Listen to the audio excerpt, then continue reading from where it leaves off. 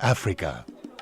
Timeless landscapes, dynamic change, economic growth, new technologies, more stable governments, and an engaged civil society.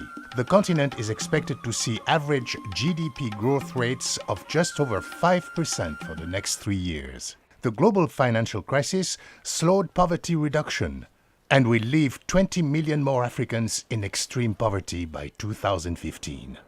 But the continent moved out of the crisis more quickly than any other region, though health, food security, and fragile states remain concerns that must be addressed.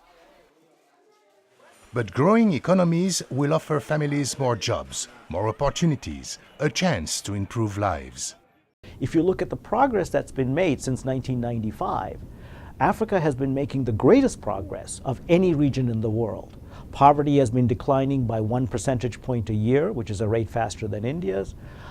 Child mortality in about a dozen countries has been falling by about 33%. And the progress towards primary education, the region that has grown the fastest is Africa. To foster this growth, the World Bank is holding consultations to get input and perspectives from African governments, academics, civil society, and other leaders. These consultations will form the basis of the bank's new Africa strategy. How can the World Bank help turn enormous growth in information and technology into jobs? How can it use the burgeoning interest from investors to close Africa's $31 billion a year infrastructure funding gap? How can it support African efforts to deal with the impact of climate change? And how can the bank help improve access to clean water, decent food, basic health care, and education?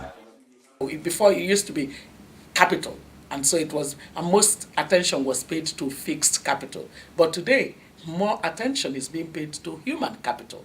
And that human capital, your population doesn't become human capital until you've given them the kind of knowledge and the kind of skills that they can use to compete in the global economic space. And that can determine reasonably your economic growth.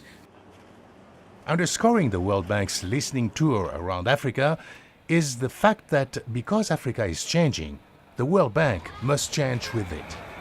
How best to change? How the World Bank can help support African governments and their citizens as they drive growth will be determined through a free exchange of ideas across the continent.